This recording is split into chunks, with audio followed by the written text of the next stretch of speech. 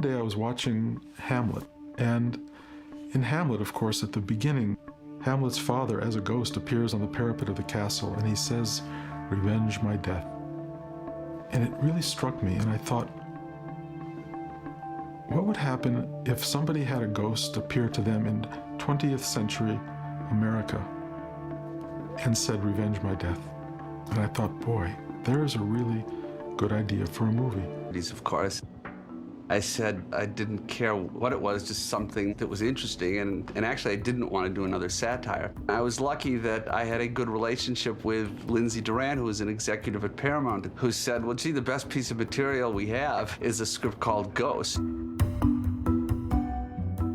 I was told by Lindsay Duran, sit down, I have to tell you something.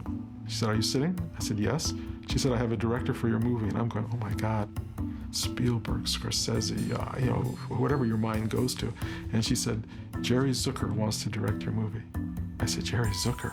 You mean Airplane, Jerry Zucker? Bruce Rubin, has famously said he cried when he heard that, was told that Jerry Zucker was directing his movie. I called Jerry and I said, Jerry, okay, let's do something. You and I are going to go out to dinner. Let's have a dinner in which we can talk about everything in the world except Ghost. He said, okay. So we went out to dinner, and it was one of the great dinners. I mean, we connected, we just bonded. We did everything together. I didn't run off and rewrite, anything, but we did the structuring together. Bruce did all the writing. So he was invested in it in a way that most directors don't get invested in material because they haven't been on the journey of creating it. This allowed Jerry, through 19 drafts that we wrote, to come to the point where we almost were at the beginning of both of us understanding this movie completely. When I sat down and read it, I knew I had to do this movie. But when I started looking into it, tons of actors had turned it down. I'm like, well, why? But then when I started looking at the concept of playing Sam Wheat, you understood. He wasn't a character. They had written him like a ghost who is not present. It was a very reactive role, and actors tend to like characters that are gritty, talking accents or put on disguises. And most people think, including me as the writer, when Sam kind of disappears on the page, that he's just not in the scene. But when you start to shoot the movie, this person is there. His agent called and said, can he read for the role, which Patrick was beyond at this point. He was offered a lot of parts without having to go in and read for it, but he loved this script, he wanted this part, and I guess I just imagined someone different. Jerry wanted to see him on film, and so we went out and saw the movie Roadhouse. And we walked out of that movie, and Jerry said to me, "Over my dead body."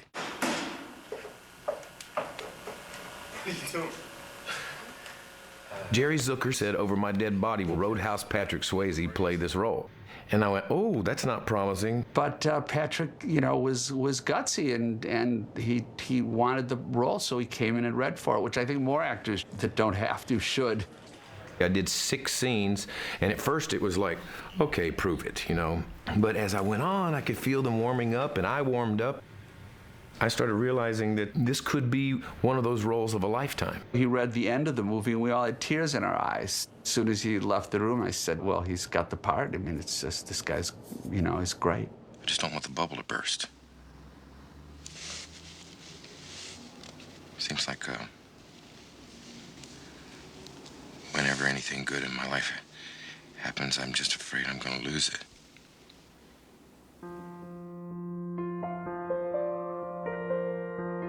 It was an extremely unique, fantastic love story, and it was on the page. And of all things that I knew, of all the elements, I knew that worked. If someone were to pitch this idea and say, I've got this great idea, it's a love story with a dead guy, with the comic relief as a charlatan, anybody in their right mind would have said thanks, but no thanks. Demi had done a lot of smaller movies. People certainly knew who she was, but she wasn't a box office star. She wasn't, what they would refer to as bankable. I mean, Demi was something we all knew from day one. Demi was the person we wanted for this movie. She just seemed to embody Molly, her strength, her power, her beauty, her sweetness. She just had a feel about her that was Molly in my mind. Molly could be anybody. She's anybody. It doesn't matter. She could have been a banker. She could have been a florist. It's not about what she did. It's about how she feels toward. And to me, off screen didn't have any particular chemistry. I think it happened on screen. This is set up as a very straightforward relationship movie. Do you love me, Sam? Now, what do you think? Why don't you ever say it? What do you mean, why don't I ever say it? I say it all the time. I feel No, like... you don't. You say ditto, and that's not the same. They have some questions. They each have their insecurities, and I think that they're dealt a raw hand.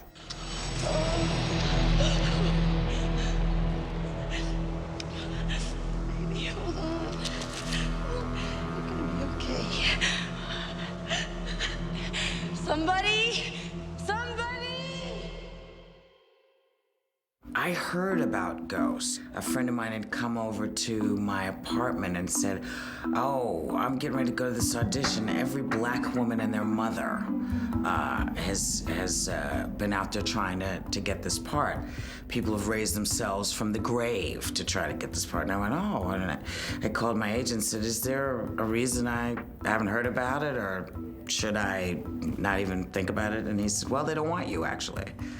I said, "Oh, any reason?" Any reason, like I can't even do an audition? They said, "Well, they just feel that you're too well known." We began this journey of looking at all of these extraordinary African-American actresses in Hollywood, one after another, but they were giving us this drama and this, these incredibly impassioned readings, but the part was falling dead flat. For Oda Mae, they were going to Oprah Winfrey and Tina Turner and all these different people. All I know is that every woman of color, people painted themselves to get this part. So when they were looking to cast these other people, I just had Whoopi stuck in my head. I had a call from my agent saying, "Remember that movie that they didn't want you for?" I said, "Yes." "Well, they've cast Patrick Swayze." And I thought, "Okay, that's great. Why are you telling me that? Why are you calling me? I'm not managing Patrick." He said, "Well, Patrick doesn't want to proceed unless he can audition with you at least once."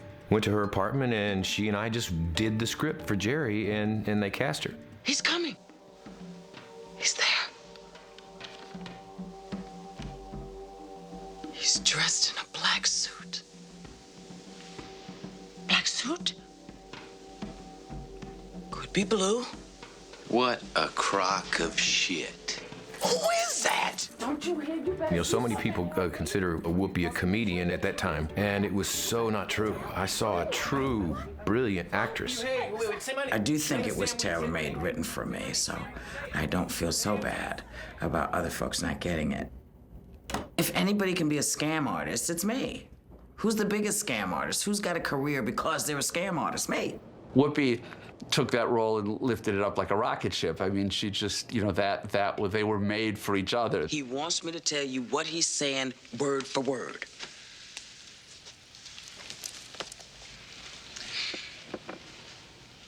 Molly, you're in danger. Now, you can't just blurt it out like that and quit moving around, will you? Because you're starting to make me dizzy. I'll just tell her in my own way. Molly, you in danger, girl. Jerry and we had a lot of conflicts, but I feel in a healthy way. I was so headstrong about that film, felt that it was such great material, and that the performances were great, and there were, of course, like any film, there were also times when I wanted to, jump out a window. It's not the time. It's nothing to do with time. It's just that you're done. It's been a long time, Jerry. I'm just talking about your stuff. Looks around. Then go. I love volatile situations as long as it's not about ego, but it's about a mutual goal. I love to scream, yell, holler. And Jerry's not a scream, yell, or hollerer, so I think I was a little intense for him. But we got a really wonderful working relationship because I truly trusted his eye and his heart. I knew when Jerry said he got it, that he got it. Jerry Zucker let my comedic mind wander. He was, for me, like Steven Spielberg in that he knows what you have in you. So he wants to see what it is. And if there's something he wants to tweak, then he tweaks it. Jerry did all those airplane movies and stuff, so this guy knows comedy. So he was the perfect being to work with me and Whoopi. Rita, it looks like you'll be withdrawing $4 million from us today. $4 million? Say yes. Say yes. Is that correct? Yes. Yes.